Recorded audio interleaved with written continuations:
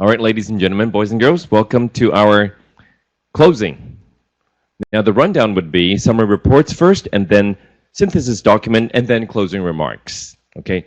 Thank you for a very fruitful 4 days of exchange, discussion, and contributions. Thank you for your efforts. Now, first, for the summary reports of the sub-themes and Youth IGF, please join me in welcoming APILP, which is Asia Pacific Internet Leaders Program Capacity Building Event, Mr. Ang Peng Hua, our chair. Please welcome, with our applause.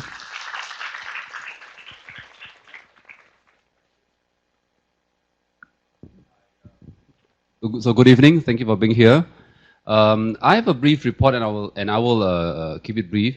The APILP is meant to be a training for people who are new to this whole internet governance sphere. We need to bring people up to speed so that we can discuss more fully the whole internet governance issues. So we've had a good turnout this time, about 100 participants, 60 of whom were from the Youth IGF, and another 40 from fellows as well as other participants. These were the speakers. We have Edmund Chun from .Asia speaking, Paul Wilson of APrIGF, Kobe Wu, one of our hosts here, Hong Shui, who's an academic and a lawyer by training, Chet Garcia. And at the end, we had a group of panelists talking about emerging issues. The session began with Edmund talking about internet governance, giving a whole spread about what internet governance is about. And if you want to find out more, really, you should get back to the archives and see the presentation by Edmund. A really good overview of internet governance there. Then we had updates on INA transition, and Paul Wilson talking about the technical aspects of the internet. Sorry, Koiwu was talking about the INA transition, as board member of ICANN, and really carrying us through as to what are the implications of this change in INA. And then Hong Shui talking about internet users' rights. Chet Garcia talking about women's rights in particular. And at the closing, we talked about the Internet of Things. Noel Grossman of ISOC Asia Pacific talking about security and privacy developments around IoT. Also talking some issues regarding Uber as well. And quite a lot of time was spent actually talking about the Internet of Things, to my pleasant surprise. In summary, we thought this APILP went well. We had fellows attending, and we think it's a good idea to have the fellows attend. And we're hoping that you will carry on next year. The precise format we're still discussing, and we also like to encourage the Youth IGF to be part of this program. Okay. With that, thank you. Thank you, sir. Thank you, Mr. Ang. Now, moving on. Sub-themes by APrIGF 2016 Fellows. First off is the sub-theme of human rights. I have here Ms. Nayanatara Raganathan. Please, our applause.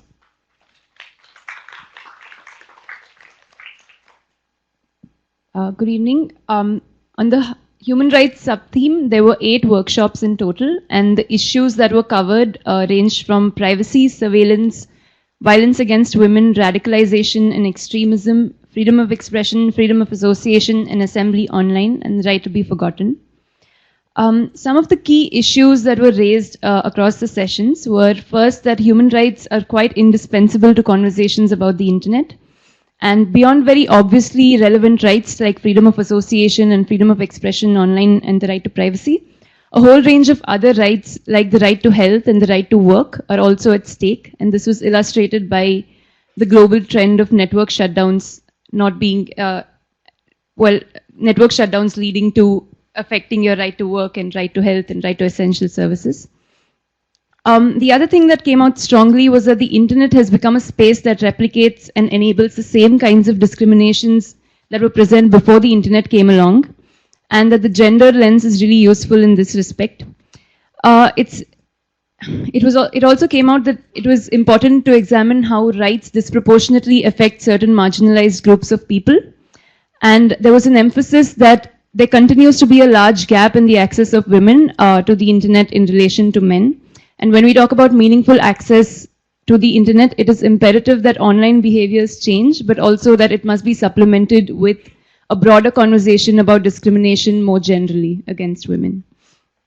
Another strong thing that came out was the balancing of competing rights. While the right to privacy, anonymity, public access to information all require a complex balancing of rights, its importance is nonetheless enormous to the Asia-Pacific region, given that and progress on securing their implementation would enable healthy debate and benefit several marginalized groups. And in this context, there was also discussion about a continuing lack of strong horizontal privacy protection in several regimes, and that the responsibility of protection of certain rights falls on users, which is not an onus you want to have. In the conversation on radicalization, it was stressed that ISIS is not the only source, and caution must be exercised before looking at it as purely technical solutions to this problem. Efforts to censor or filter content on the internet due to radicalization has led to over-censoring, as the experience in Indonesia and Thailand shows, because a lot of content is removed in the name of radicalization because it becomes easier to discredit and therefore is used as a tool by a lot of authorities. Moving on to commonalities or common priorities across the sessions, many speakers spoke about how they continue to use the internet to organize creatively and for campaigns. One very interesting one was Occupy Taiwan movement, where open source and alternative tools and mesh networking was used to respond to network shutdowns. Another common priority was transparency, and how the lack of transparency is really debilitating in conversations about information control, whether it's surveillance, censorship, or filtering. Because if there's no information about the kinds of technologies being used, how much budgets there are, the data retention policies about it, then there's no useful conversation that can happen at a more granular level about surveillance and censorship. One other common priority was the privatization of human rights. That the standards for several fundamental human rights are being set by private intermediaries. This came out very strongly in two places. One was where the standards for acceptability of nude content is being set by Facebook, and the other place that it really strongly came out was in the right to be forgotten, where competing rights are having to be balanced by bodies like Google. So moving on to recommendations and suggestions that came out of these sessions, there was a need recognized to push for transparency in governments and from ISPs, whether it is to disclose block lists and reasons for takedowns. One particular suggestion in a workshop also emphasized that there is more understanding and attention required to see how human rights are complicated by the architecture itself of the internet, beyond mere content and usage. The architecture and how that has an enormous impact on democracy and fundamental rights. And despite its importance, a lot of that is invisible in our everyday life. Next, there was also a need for, the dire need for a counter-narrative in the context of radicalization online, and that we need to engage young people in counter-narratives to empower them to make their own choices. And this requires building of community-level initiatives where a sense of belonging is built instead of having disenfranchised communities turning to radical content online. Another recommendation was that privacy by design has to be adopted to lessen the burden on users. And it is not just for government or corporate companies, but even civil society organizations, research organizations, development aid agencies, anybody that anybody that collects sensitive personal information of others should build capacity in thinking more about privacy of their users. And lastly, that meaningful and equal access for women should not only address connectivity, but also the other barriers like the lack of capacity, discrimination, violence in an unwelcome environment generally. Thank you.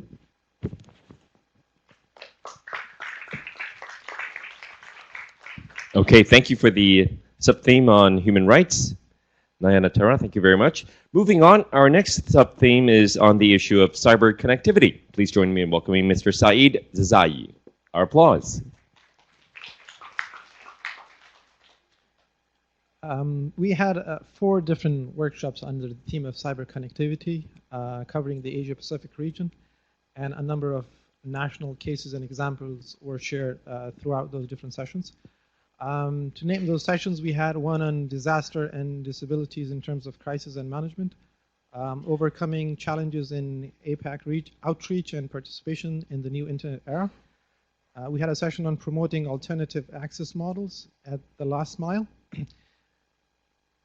And finally, we had fostering micro and small and medium enterprise participation in the digital economy. We already know that more than half of the world is disconnected, and Asia-Pacific region has the majority of those individuals. So the challenges that were discussed throughout the various sessions while presenting success stories in examples shared with us, those challenges were highlighted, the challenges and needs that were highlighted in these sessions in order to be able to connect them or enable them to connect. I'm going to list, I have listed them and I'm going to go through them because we already have gone over and we already know what they are. The first one was basic literacy, was a challenge for enabling people to connect. Second was local content, but in the local context. Subparts of local content could be language support in operating system and applications. Second part of that is the language standardization throughout different countries. The third challenge was digital skills, and this includes learning technology and community, or learning technology for work, or learning technology for entrepreneurship, to enable new startups and initiatives to take place in the countries. Fourth challenge that was highlighted throughout the 4 different sessions was the high speed of, the need for the high speed of internet service and how it affects the applications, entrepreneurship, and work environment. The fifth challenge was affordable prices. Affordable prices of the broadband and mobile data. And the second was the affordable prices of the devices, particularly in the rural areas. Access to technology or physical infrastructure was identified as a major challenge, particularly in countries that are landlocked or islands or small islands. Seventh one was effective application of the internet usage or the awareness about the use of the internet. And the 8th was the electronic payment system as a barrier to e-commerce. The benefits and the services of the evolving internet also requires a continuous effort for awareness and education. So awareness and education is considered to be a continual process, not a one-time thing. 10th challenge was cybersecurity incidents as a major threat to enabling people come online or adopt newer technology. 11 is social and organizational cultures were identified as barriers to entry.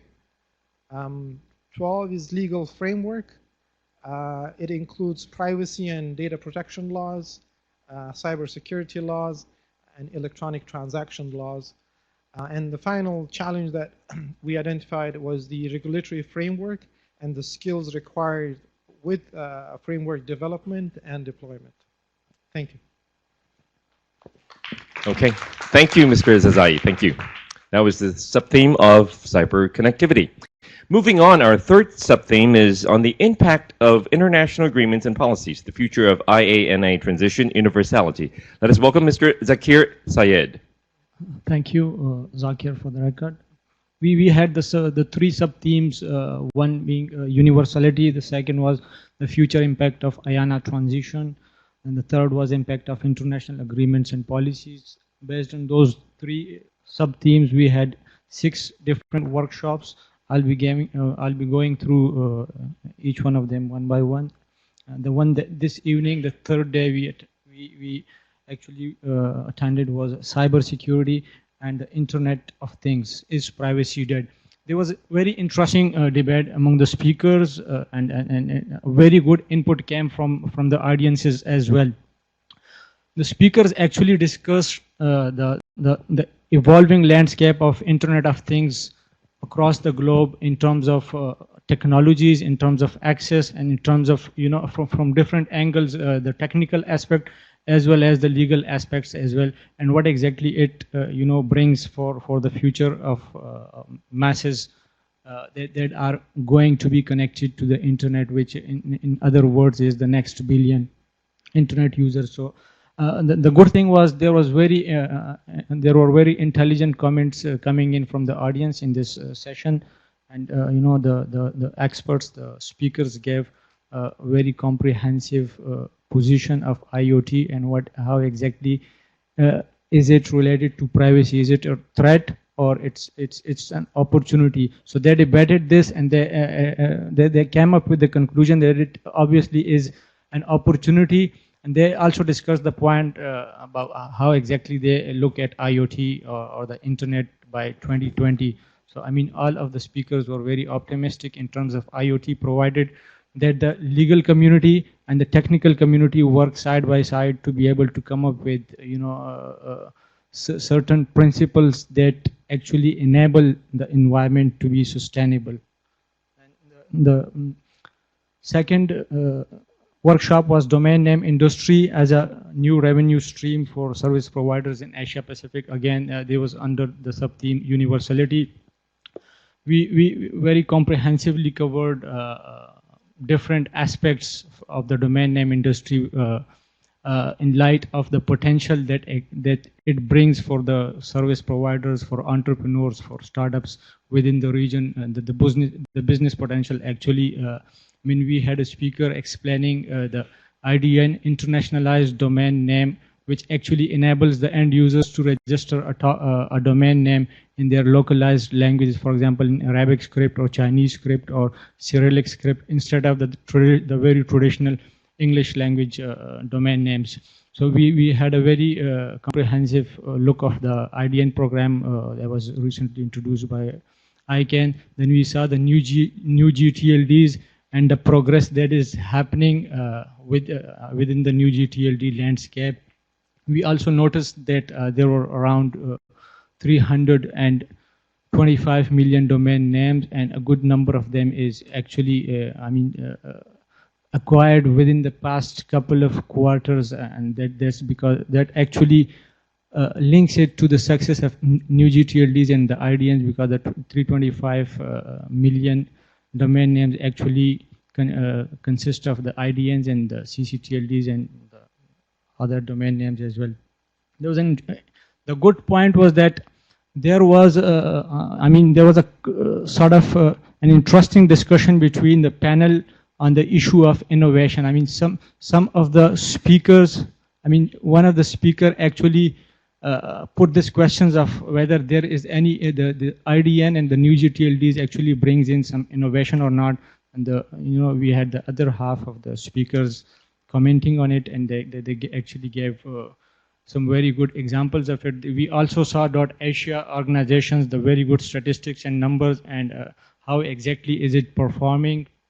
We saw the speaker actually giving certain case studies and some very good examples in terms of their experiences within the domain name industry, thereby highlighting the potential that exists in the region for the domain.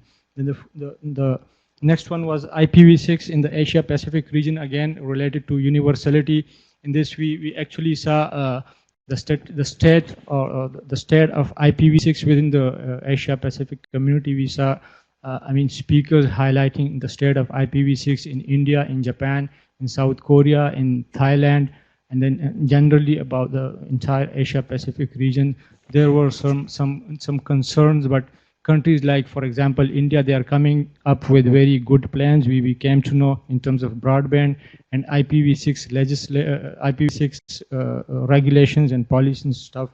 So it was like more related to the rollout and the transition of IPv6, because this is something that actually will really make the internet universal. I mean, this is part of the issues that directly will make the internet a universal thing.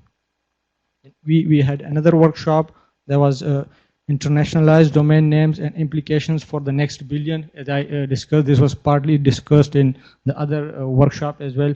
But the IDN program actually specifically discussed the localized or the multilingualized aspects of internet, thereby highlighting different scripts and different languages in terms of domain names and how an end user can go online and by having a localized domain name, and then on the next phase they can have a localized email address and then the applications as well. There was a very interesting debate among the speakers.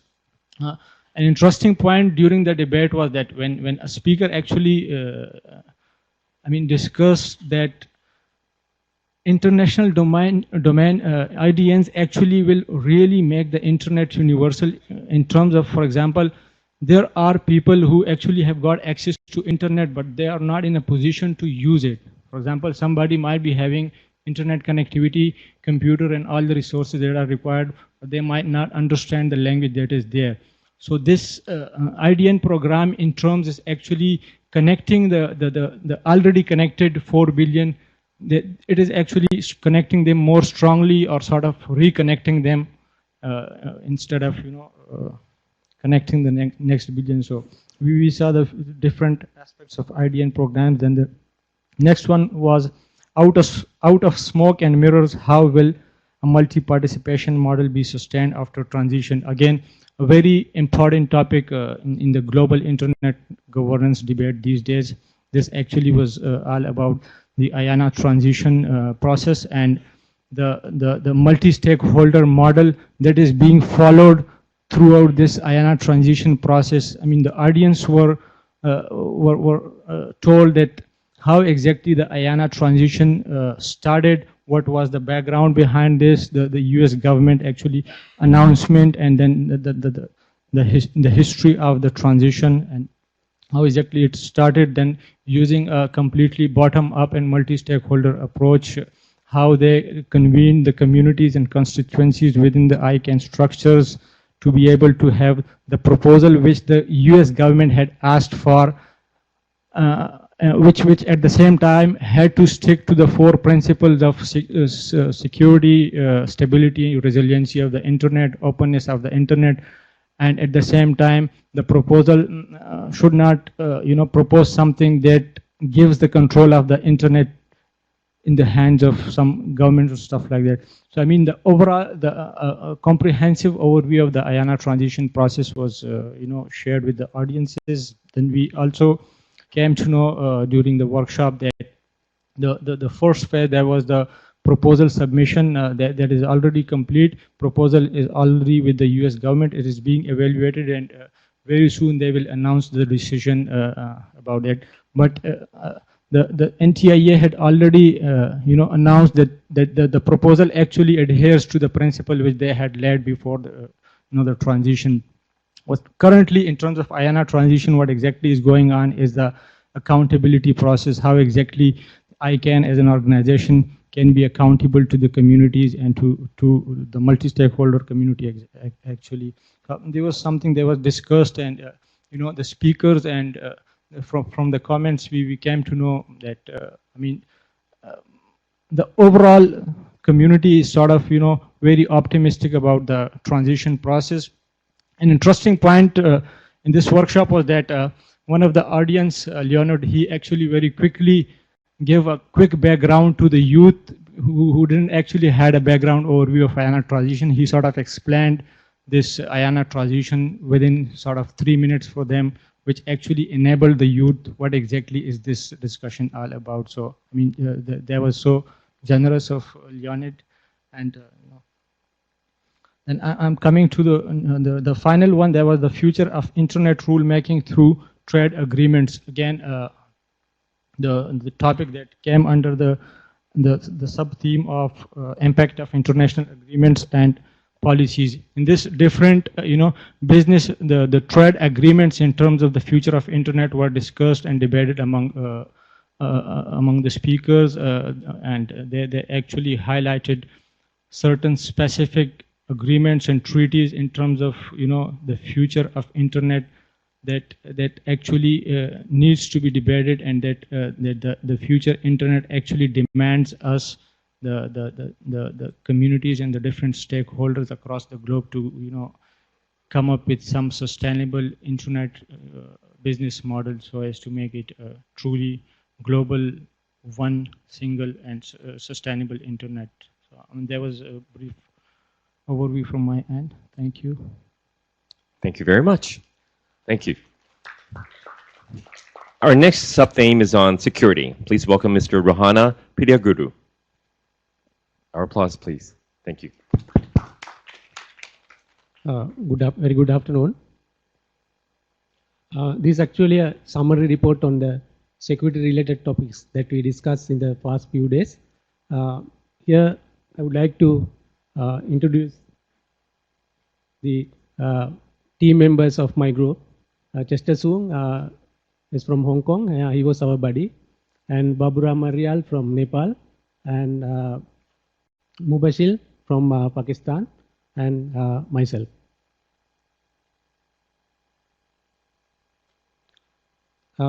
These are the few topics that discuss about the security-related matters related to internet. There were about 5 topics there.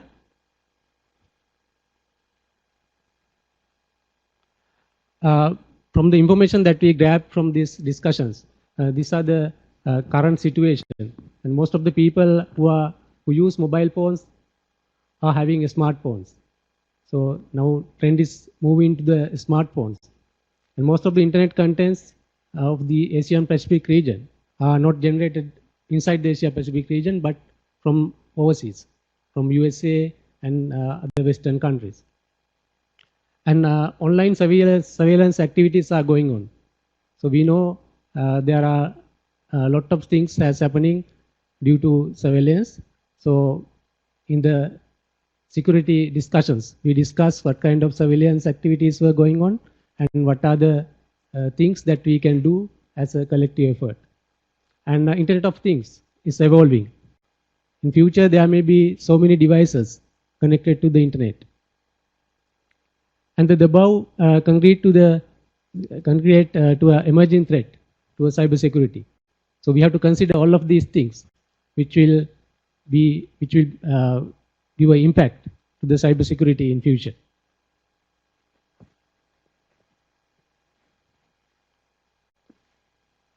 These are the common issues that we discussed during the past few days within those 5 topics. Surveillance activities which impact privacy.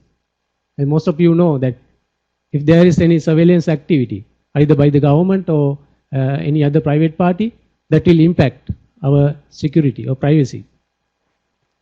And we also discussed that there are a lack of collaboration between the stakeholders to build a secure cyberspace, and lack of awareness among the people about cybersecurity issues and what are the steps that they have to take to secure themselves, as well as to build a secure cyberspace. And as a result of that, securing the youth from the cybercrimes has become a challenge now, because we know that there are so many young people. They use internet very frequently, but they don't have good understanding on the security measures that they should take to prevent themselves from the cybercrimes.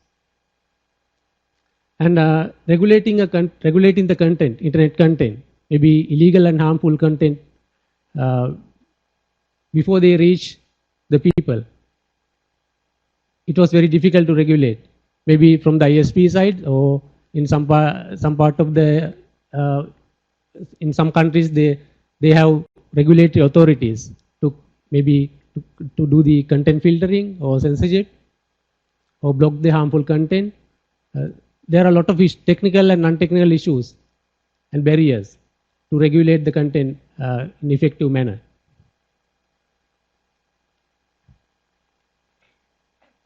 And here are some of the recommendations that we came up during the discussions. Awareness and education is a must. because everyone should know what kind of things that they should do and what are the things that they should not do to secure themselves on cyber-related criminal activities. And there should be proper measurements and indexes of security posture. In some countries, we heard that during the discussion that there are a lot of surveys has been done to measure what kind of security awareness is there in their particular country.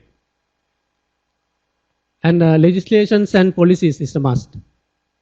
There should be proper acts. For example, Computer Crimes Act or Cyber Security Act and Privacy Protection Act should be there. In addition to that, there should be Data Protection Acts. That's by developing those acts, it will not only protect the people, but it will enable the law enforcement agencies to take actions against the cyber criminals. And multi-stakeholder collaboration is a must. We should collaborate with each other to build a secure cyberspace. And multilateral collaborations also affect, because as one country, we can't take precautions or we can't handle incidents by ourselves. We definitely need support of the other countries. So we should have a multilateral collaboration or cross-border collaboration to defeat cybercrimes. And finally, the slogan is, we should think globally and act locally. Thank you. Okay, think globally, act locally. Cyber security, very important. Thank you, Mr.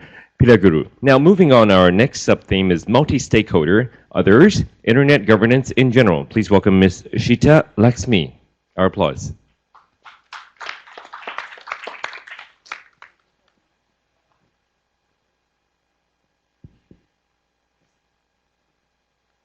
Very much.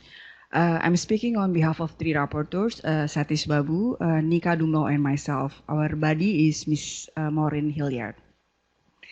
We have 5 sessions to report, sessions on Democracy 3.0, sessions on multi-stakeholder approaches at the local and regional level, session on the internet policy impact on wildlife, session on youth engagement and merger, and the last one is merger sessions related to the internet governance discussions on the ground. The key issues raised across the sessions there are 3 points. The first one, the multi-stakeholder model of internet governance is still work in progress, and as it evolves, it may acquire a higher agility of decision-making, higher inclusiveness, and more checks and balances and internal capacity building processes. The second one, diversity is a desirable characteristic. There was some divergence whether we should limit it into a gold mean because it slows down decision-making processes, or it should be left unconstrained. The third one, there are a set of prerequisites to have multi-stakeholder model to work effectively, like political context that includes laws and regulations, a language barrier also being acknowledged in some sessions, and last but not least, the capacity. We found commonalities or priorities in the sessions, such as capacity. Capacity building is one of the main commonalities we found across the session. People need knowledge to understand, moreover, engage in the multi-stakeholder processes. We can learn from the netmission.asia, which engages young people. Young people are not only have the new set of skills, but also encouraged to engage in the community and potentially influence the process. The dialogue among stakeholders, be it only 2 stakeholders, for example, government with private sector or civil society with private sector, or between all stakeholders, is highly appreciated. The third one, as part of the dialogue, decent voices should also be allowed to be articulated and acknowledged very well. We identified some key recommendations or suggestions discussed in the sessions. We found out that we must be aware on the different power axes in the multi-stakeholder processes. So it's not all stakeholders have the same power. It is also generally difficult to convince some Asia-Pacific governments to subscribe to the multi-stakeholder model, but we should be able to effectively explain it in a manner that will also show how this will benefit them. We should also be able to bring in new and potential and hopefully young stakeholder groups. We have to make people realize that what their stake is on the internet. We also found out that rough consensus works well with homogeneous group. For heterogeneous group, it maybe need to be tweaked. So you don't have to, yeah. So you have to be maneuver it a bit on the ground. Our final point. Overall, all workshops were acknowledging that the multi-stakeholder model has made significant strides until now. Multi-stakeholder model holds promise of contributing to a new, more participatory and efficient democracy. Thank you. Thank you very much, Ms. Laxmi. And our next sub-theme is on youth IGF. Please welcome Ms. Haley Young from Net Mission Ambassador. Our applause, please. Ms. Young. Hi everyone, this is Haley from NetMission. I'm speaking of YIGF. We are very happy to represent youth, to be here, to step in the field of internet governance, to share our experience and ideas on this field. This year, we have attended 6 APrIGF workshops in total after having some basic knowledge in IG after the section of APILP and also some activities in YIGF in day 0. Each participant participated in different workshops owing to our own interest, because each one of us have different interests, and we can. It's free for us to attend different workshops. And for the first part, I will tell you about the participant background. This year, for the YIGF, there are 50 participants in total. For the gender, 30 of them are male and 20 of them are female. All of them come from different regions. 21 of them from Philippines, 4 from Thailand, 24 from Taiwan, and 1 from Malaysia. Apart from attending the 6 APrIGF workshops, we have gone through several activities as well. Some of highlights are as follows. The first one is Idea Wall. A couple of MSG guests have been invited to this section for the sharing of their works and experience towards internet governance. After the fruitful sharing and discussion with the guests, 6 issues were concluded to be our top concerns as youths. The issues include privacy, security, cyberbullying, filtering, internet access, rights and regulations. And apart from Idea Wall, we have also a section called Simulation.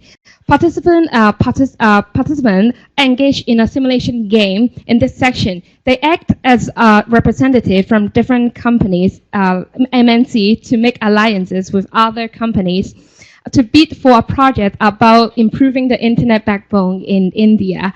As proposed by the Indian government. The simulation shows the difficulties in improving the internet architecture, in particular in developing countries.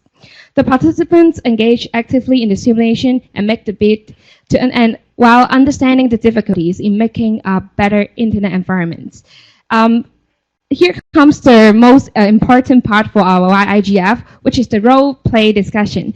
2 role play discussions were held among the participants under the multi-stakeholder model. They took the role from different sectors, government, academia, and business, in the discussion regarding 2 topics. The first topic is about the roles and responsibilities of search engines and business sector, and how each stakeholder can govern and contribute to the internet architecture under the multi-stakeholder model. The second topic is about cyberbullying and human rights. In the role play, participants had discussed the definition of cyberbullying and come up with a couple of suggestions with respect to their specific roles. We appreciate the multi-stakeholder model.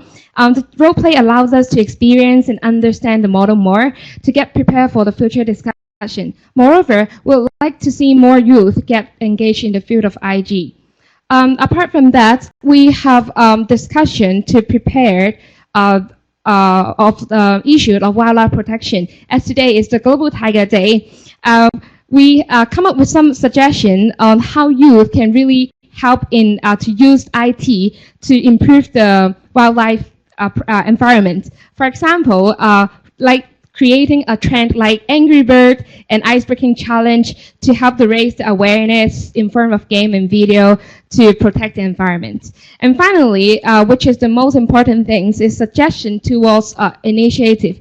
It is important for us to step forward after attending this APrIGF. We have section to prepare for the APrIGF workshop that is 77, taking stock and moving forward. Youth engagement in internet governance in Asia. And here are some three highlighted suggestions towards the future initiative. The first one is, apart from APILP section and also activities in day zero, they are already helpful. But in addition to that, we would really suggest to having the local organizer more support. For example, having like student club in the university or in the school, so that the students can really get prepared, fully prepared before really attend the APrIGF sections. Because some of the ideas and issues are difficult to understand. So the preparation beforehand is really important. And the second one is more local initiatives really suggested. Here are two examples of them. The first one is from the Taiwan participants. They really like to see Taiwan IGF maybe in a couple of years to increase the participants in Taiwan to bring them from the local level to discuss ISG to the global level. And some of the suggested activities inside the Taiwan IGF is training camp, student group, and workshop, etc. And the second example is holding conference and conventions for raising digital awareness and literacy. The aim of the conference is to raise the digital literacy and awareness of the developing issues and topics regarding internet governance. And the third one is due to the geographical difficulties, it is really suggested that more support in flights and also flight to attend the conferences, and also in the form of remote participation is really appreciated. Because remote participation for the conference is not very hot topics in the region, and this more promotion is needed. We come from different backgrounds. YGF is really a great platform for us to learn more about IG. We're willing to empower, equip, prepare ourselves in the area of internet governance, as well as learning from people from different countries. We hope to see the enhancement in capacity building in different regions. More youth can engage in internet governance. This is the kicking off of our journey in IG. We'll continue the learning process and continue to build a more harmonious internet environment. Thank you. Okay, thank you, Ms. Haley Young. Thank you very much. I was told that we have some time for Q&A. So, first question. Our CEO, Mr. Go-Wei. Not question. I hear you from the Taiwan youth. We will plan for that. All right, thank you, sir. Thank you so much. The floor is still open until 5. Any comments? Any questions, please? Please just come over here and say what you want.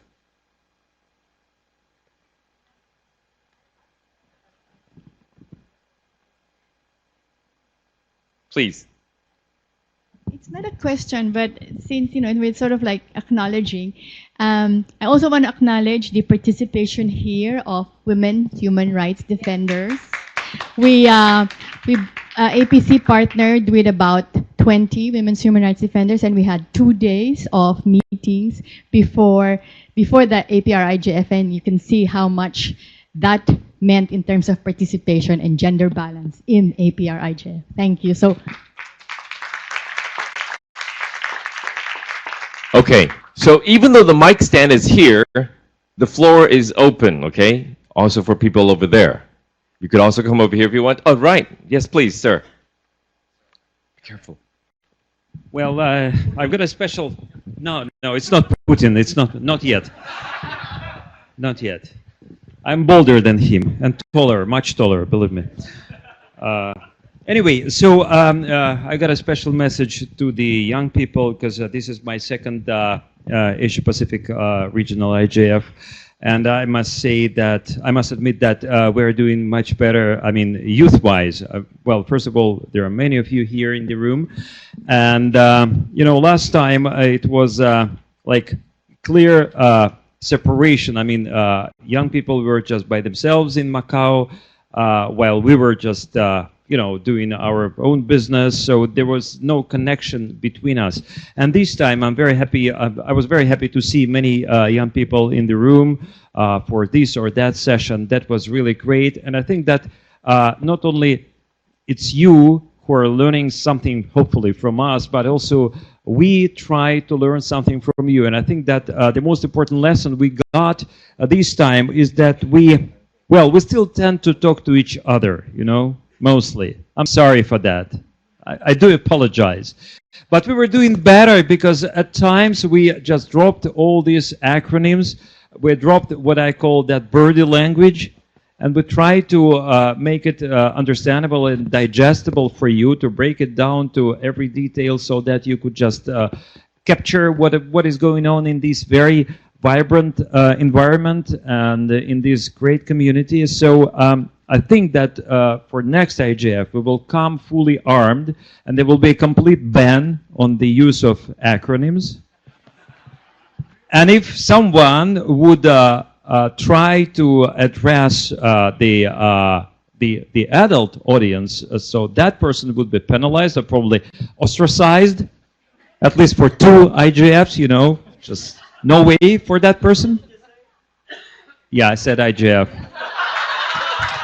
Time to quit. All right, so that's it. Thank you very much, folks. All right, thank you. One more sharing, one more. Please, please. Do you want me to bring the mic stand over to you? Okay, mic stand right here for you. Okay. All right, thank you. It's adjustable. I was struggling with, hello? I was That's struggling even with better. getting up. All right. So I just wanted, this is only my second Asia Pacific Regional IGF. I have a little bit of a different view from Leo. I was at the previous one last year in Macau, and I had great interaction with the young people there. Edmund was very kind to invite me to the youth IGF, and I was a sort of, you had split the young people into different groups and to debate individual topics. So I really enjoyed that.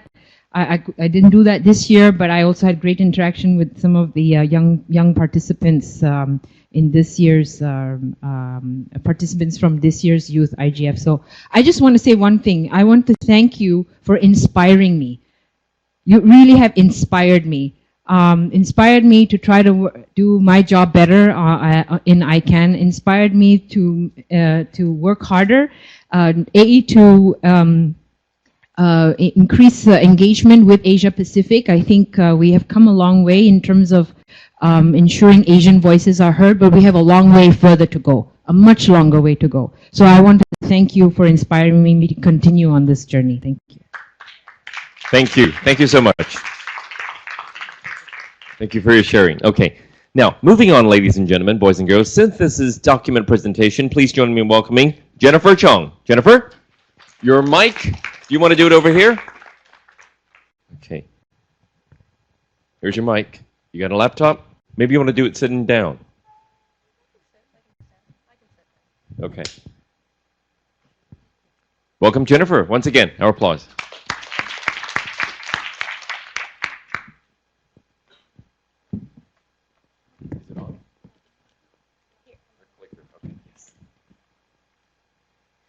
Good afternoon, everyone. My name is Jennifer Chung. I'm part of the, I will try to do this without acronyms, Asia Pacific Regional Internet Governance Forum Secretariat Team. That's quite a mouthful, Leonid. I think I'm going to overrun my time if I don't do it without acronyms. So just a very actually brief summary of what is going on with the, I'm going to use acronyms now, APrIGF synthesis document. So on the screen, you can see actually the timeline that we have so far. This is the proposed timeline. I actually showed this timeline during the day 1 town hall session. We actually have extended a little bit the input into draft 1 because we are really encouraged by the very active participation and input during these sessions. And we've actually received to date, actually just a few minutes ago, I refreshed and I saw a new comment, 91 comments and counting for draft 0 and draft 1 combined.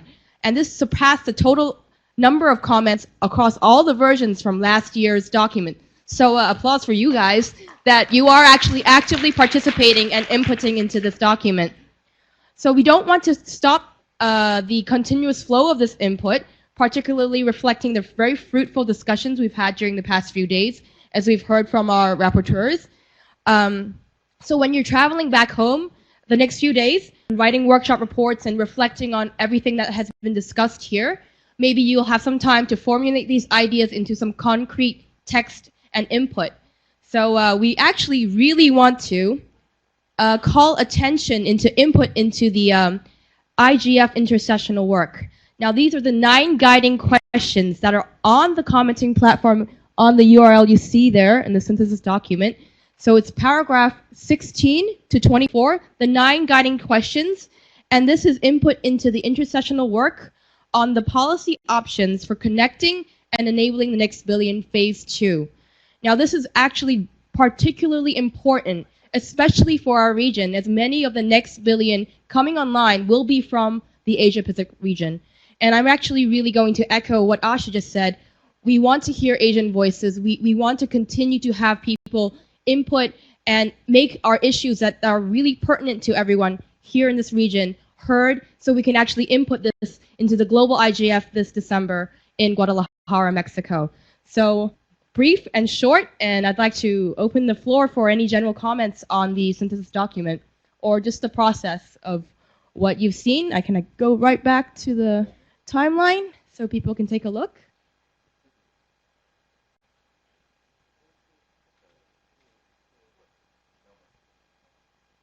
Everyone needs some coffee? So if we don't have any reactions from the room, maybe just take some time as you're traveling back home, and please, please, please do go to the synthesis document commenting platform, right there, comment.rigf.asia, and put in your input. Thank you. Thank you very much, Jennifer. Thank you. Moving on, it would be time for our 2017 local host presentation. But to present that, let's welcome our chair, Mr. Paul Wilson, to present next year's chair. Please welcome Mr. Paul Wilson. Yes, that's right, with our applause. Thank you.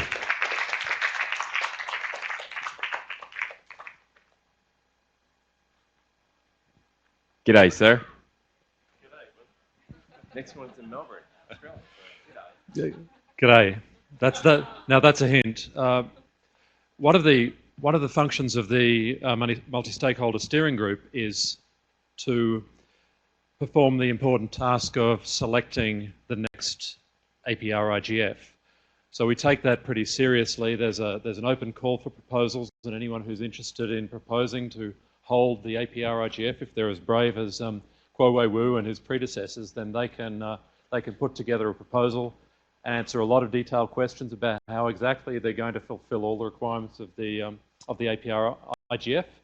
And it's a competitive process. We normally have a number of people who are interested to do this. And so the MSG has to decide. And this is a chance now to formally recognise and announce and introduce the next APrIGF, which you may have gathered, you may have heard actually, it's not a big secret, but you may have gathered it's in Melbourne next year. It's being hosted by the Australian Domain Authority, and I believe that Paul Schindler will give us some idea Paul, of grab what a we mic. can look forward to in Melbourne next year. So over to you, Paul. Thank you. Thank you, everyone. Thank you very much for hanging around till the very end of this meeting. I feel like quoting Shakespeare saying, we few, we happy few, we band of brothers and sisters. But I just want to say a few words about next year's event. We're very proud to to host, but also to try to bring in a greater Pacific flavour to our Asia Pacific region. That is the main motivator we had behind proposing our meeting for 2017. We certainly welcome everyone who's here now, but we hope that by hosting the meeting in Melbourne, we can actually expand upon the membership and the participation, the excellent membership and participation we already have. I'd like to say thank you to the MSG, to the organising committee, to everyone who's been involved, to the Secretariat, to the local hosts. You've certainly done a wonderful job in terms of hosting this meeting, and that sets a bar for next year. And speaking of next year, through the miracle of technology, hopefully we've got a brief video that will give you an introduction of what we're hoping to achieve.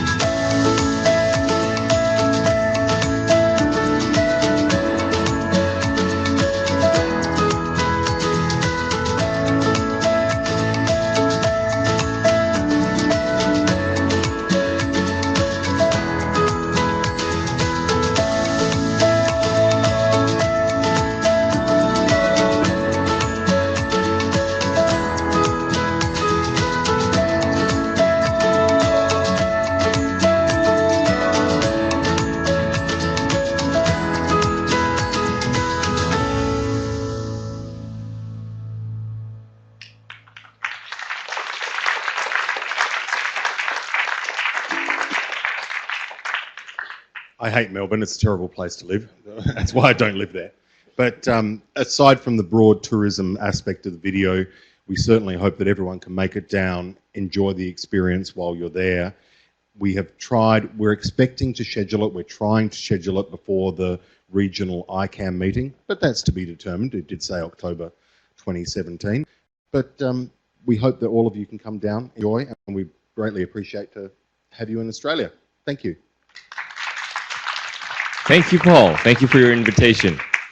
And now, for the closing remarks, please join me in welcoming our local host of 2016 APrIGF Taipei, Mr. Guo Weiwu. Please. Our local host. Thank you, sir, for such a wonderful event. CEO of NII, Enterprise Promotion Association. Before I say something about clothes, I have two news for you. One is good news, and one is bad news. Which one you like first? I give you the bad news first. I'm very sorry for the people in the last session in the 402 CND. Adobe Connect doesn't work for the people participate and speaking. They only can use it by text. So for the people in 402 CND, the last session, sorry about that. Now, let me go to the good news. Do you know how many participants in APrIGF? Anybody want to guess a number? Go. Wrong. I tell you a story. Something happened. Our caption company, when they put loads of text here, by accident, YouTube put our caption to Bill Clinton conventional meeting. So actually more than 57,000 people watching our caption from APrIGF.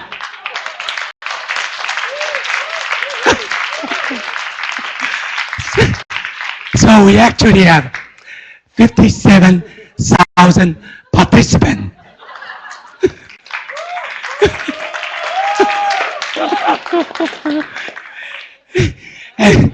and the people put a comment under the YouTube say, what is APrIGF Taipei? So very thanks for YouTube. I think Google intention to do that for us. So finally I have to say, without your participation, I think this meeting cannot be so good. We have more than 300 people, show in the Taipei. We also have more than 580 actually participate from remote. So I think I really have to say thanks all of you to make this happen. And particularly I have to say again, for all the sponsorships. Without the sponsorships, we cannot help the fellowship to fly here, to make a lot of things happen. Particularly, like a Google social last night. So we met the problem for the first session this morning. Very little people show off. And then I also have to say thanks to particular people. First is the APrIGF secretary. Jennifer, Yanni, Maggie, without their help, we cannot make this meeting really work. At the same time, I have to say thanks my colleague. Tell you, I didn't do anything. My colleague do everything for me. Here is Sophia, Lynn, and Georgie, several of them here to help us to do all the work. Finally, thank you very much. Hope you enjoy the meeting in Taipei and safe trip back home. Thanks. Thank you, sir. Thank you to Mr. Guo Wei-Wu, our local host. And now our secretariat. Please welcome Mr. Edmund Chung. Our applause, please. CEO of .Asia organization.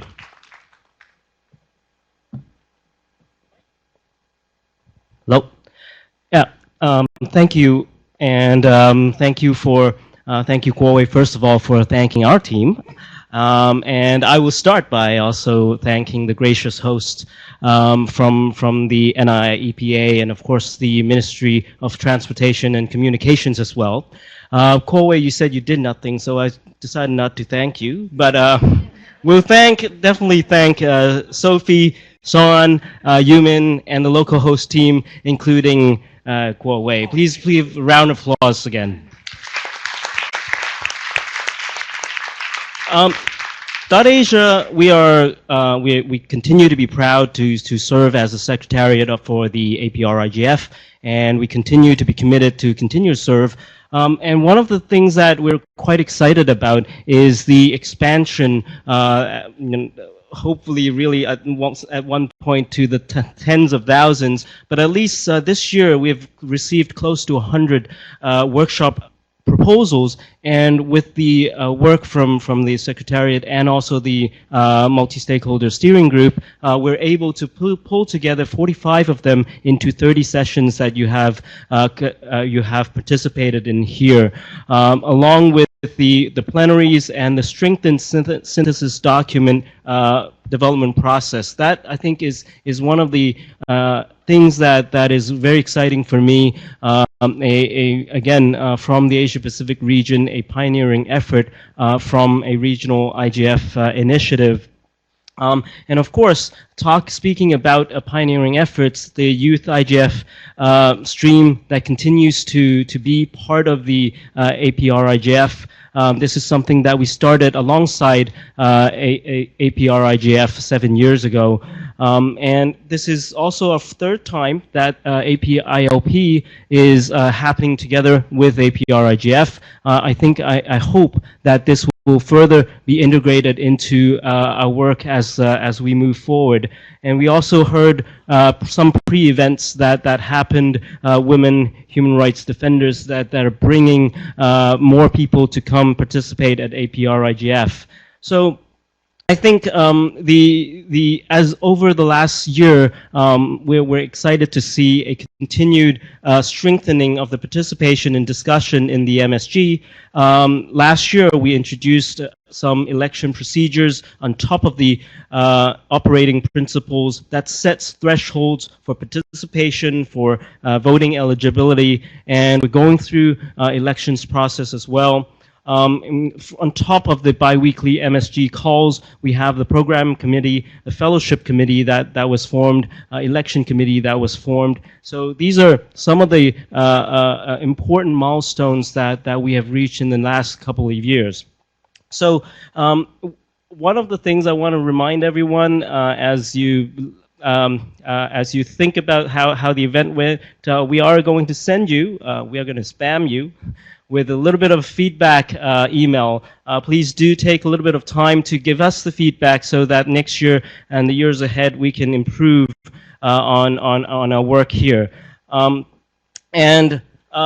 So besides one of the things that I would like to, I think Kuo-wei already thanked my team, and like Kuo-wei, no, they are, Yanis, Maggie, and Jennifer are the ones that actually make me look good as the secretariat.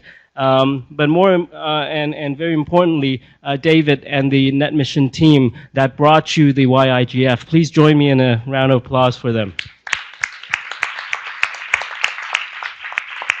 So just before I close, earlier this week I've mentioned this, but besides today being the closing of the APrIGF, today actually also is the Global Tiger Day.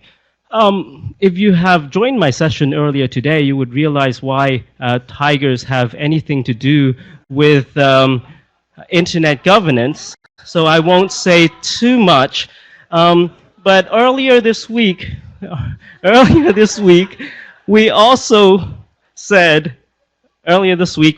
talked about multi-stakeholder model. That is, there was an interesting remark about how our wildlife or other life forms need to be a stakeholder group as well. But today, as the Global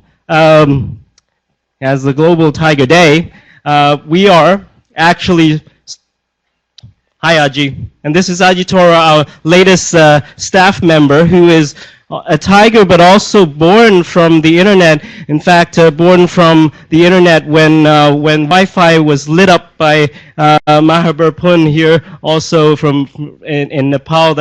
And Aji was born from the internet when Wi-Fi was lit up there. But this year, in Global Tiger Day, we are supporting we're joining WWF in a campaign to try to double the number of tigers in the wild.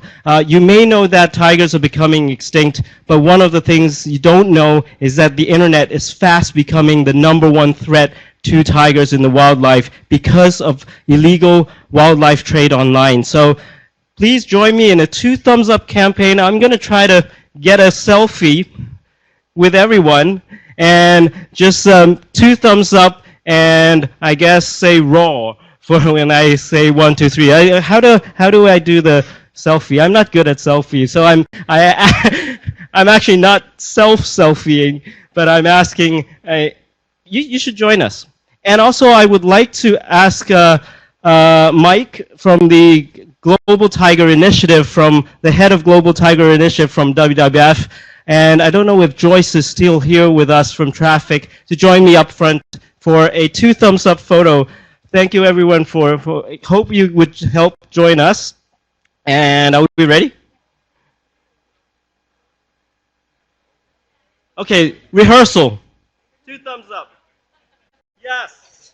All right, are we ready? So 1, 2, 3.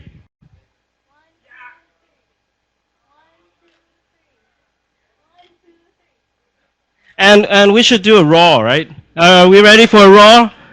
1, 2, 3, roar!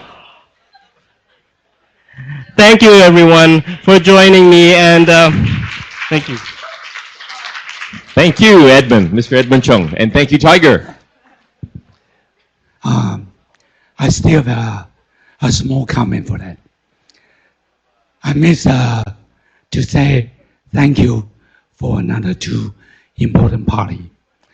The first one is the Ministry of Transportation and Telecommunication, because of the major funding is from the Ministry of Transportation and Telecommunication in Taiwan. Thank you for them. Second is also very important. I forgot it. Watch the people dress the blue T-shirt. They do all the work for us. You saw them in every session. Say thank you for those people dress the blue T-shirt. Thank you very much. Thank you, sir. Now, moving on, our organizer, please welcome Ms. Gian Soriano, our Net Mission Ambassador.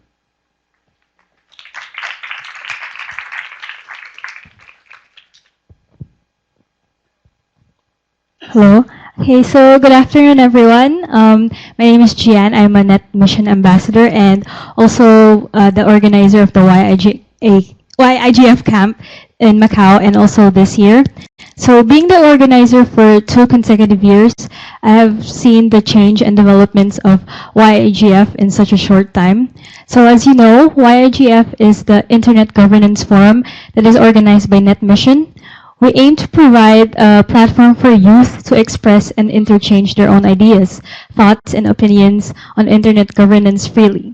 YIGF has served as a preparation camp for our participants to understand various Internet issues and to open doors for future policy discussions. Youth is a major stakeholder, and we want to raise our voices and awareness of youth in Internet governance issues. So coming to the 7th year, we have come a long way, but we still practice our vision of for youth by youth. So our theme this year is cultivating digital citizenship, roles and responsibilities. And we believe in developing the youth identity online and reiterating our roles and responsibilities, not only as Internet users and digital natives, but also as future Internet leaders. This year has been a milestone because we have our biggest group of participants coming from the Philippines, Taiwan, Thailand, and Malaysia. And also, when it comes to gender balance, I'm happy to say that 5 out of 7 of our organizers are young women. So this regional diversity is something that we aim to continue in the coming years. And for the past 3 years of our forum, the participants have experienced 2 role-play discussions, which is also the highlight of YIGF. And the topics include the roles and responsibilities of search engines and multi-stakeholder model governing the Internet architecture. And they also talked about the line between plain cyberbullying and mere joking or trolling. And participants took the roles of government, search engine providers, research centers, software developers, among others. They also participated in a simulation game where they were assigned into companies and they had to negotiate to propose a plan in a developing country. And with this, they were able to engage in an active and fruitful discussion. Another key highlight of YIGF is the Idea Wall session, where we encourage the participants to talk about the issues that they are most concerned about freely. And we are thankful that the discussion was joined by MSG guests such as Chester Song, Edmund Chong, THC Guo, and Mr. Ernest Ignacio. So on behalf of NetMission, we want to thank the guests for their time and contribution. And I think the participants in general also have learned and appreciated their time. And finally, for the future plans and initiative of YIGF, the participants also came up with suggestions on what youth can do to help their own community to move forward. And this includes organizing a conference in the Philippines and setting up hotlines for cyberbullying victims. And being parallel with APrIGF, the participants have also attended workshops in this past days to explore different internet governance issues. And they asked, joined, and put forward their input not only as youth but also as digital citizens. And I wish to see more young people as panelists and speakers in the coming years. So truly with the outcome of the YIGF this every year and to contribute to capacity building, NetMission initiated a local IGF called HKYIGF to bring the YIGF model into the local audience. So this is also something that we would like other countries and regions to bring into their communities, because we want to start working with these countries to promote IG in the local scene. So as Haley mentioned before, one of the suggestions is already to initiate a Taiwan YGF. And also we developed a toolkit as a guideline for the YIGF model. So we hope it can inspire countries to host their own local YIGF initiative. So finally, on behalf of NetMission, I would like to thank everyone who contributed and helped make YIGF this year another success. And I'm thankful and hopeful that youth voice, youth opinion, and youth participation will continue to be valuable to IIGF. Thank you. Okay, thank you to our youth IGF organizer, Ms. Jian Soriano, NetMission Ambassador. And last but not least, please welcome our MSG Chair, once again, Mr. Paul Wilson, Director General of APNIC, for our closing remarks. Sir?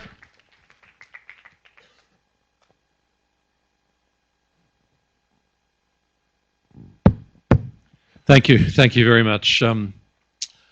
Once again, it's an honour to be here and to have this privilege to address the closing session of the 2016 Regional IGF. I spoke in the opening plenary about some of the substance of the IGF and the APrIGF, some of the issues that you are likely to encounter during this week, the issues that come up and evolve through the IGF process. And I guess after 3 days, everyone here is full of substance, full of questions and topics and issues, and hopefully also a few answers on some of those topics. I think for any newcomer here, I hope you could see how rich the discussions are and how much work we actually all have to do.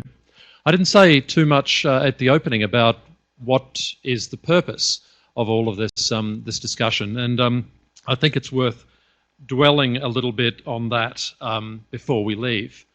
It was Marcus Kummer actually who said that the IGF is not for decision making, but it is for decision makers. It's not a place for decisions, it's a place for discussions, and that actually makes us all free to discuss, to explore, to try out ideas and so on in a way that we wouldn't be able to if we were sort of here for the business of discussion. I think what that means is that the IGF is about learning. It's about the deep knowledge and developing our capacity for learning and our ability to make decisions. I can say that applies to me personally. I mean, in this room, I don't think we have just experts on one side and lay people on the other side. We actually have the full spectrum of people here, and there's no teacher here who can't also be a student. And I think that's really critical. with the growth and the evolution of the internet across so many stakeholders and so many different topics that, that are evolving. They are new ideas that are new this year. There'll be more new ideas and topics next year. So these days, I think this is sort of recognised in the internet environment, and it's the challenge is referred to as capacity building. It's the challenge of empowering people and organisations to do what they need to do. And I think it's really clear that, particularly in this region, the Asia-Pacific Regional IGF has got a capacity building mission. I mean, as I said in the opening, we've got half the world's population, and we've also got well over half of the world's internet growth happening right now, and that's going to be continuing that way for quite a few years. So I think that capacity building is something we need to think about, and we can promote the APrIGF as something that is building the capacity of the people who are here to make decisions, to understand, to learn, to make decisions, and to go away and apply those to whatever work we do. I mean, and this applies to all of us. I'm not talking about highfalutin decision makers here. I'm talking about everyone here, whether you're a student or an activist or an internet administrator, like I am. And that's the point I wanted to make. I think, you know, the Internet Governance Forum is one thing, but I think it's not just a forum for internet governance. I think it's actually a school for internet governance, and it's a place where we can all learn from each other and build our capacities to do the work that we're doing. So my only other point actually is to say thanks again to all of you for being here. Thanks to the host, to Nipa, to Kuo Wei Wu. Thanks especially though to another group. I mean, the host is, your work is done, Kuo. The host can go home next week. Maybe there's a bit of tidy up here to do, but you can go home next week and not have to worry about this. But we've actually got a team of people who are with us year after year, and I just really do want to make a special thanks to the Secretariat team at .Asia. I want to ask Yanis and Jennifer and Maggie and Edmund to stand up and to be appreciated, because they've done fantastic work here.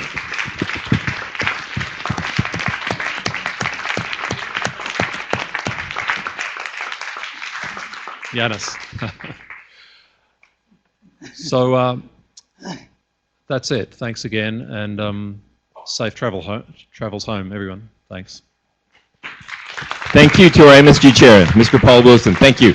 And thank you, ladies and gentlemen, boys and girls, for coming to 2016 Asia Pacific Regional Internet Governance Forum, Taipei. Thank you. Housekeeping items. Someone just lost their key, okay? We have it right here. I'm going to put it right here. Someone has lost their key, and we have so many extra T-shirts and bags that you might want to bring home as souvenir. And those badges, please recycle them. Please give them back to us so we could reuse them. Thank you so much. Thank you once again, ladies and gentlemen. Thank you. Have a safe trip home. Bon voyage.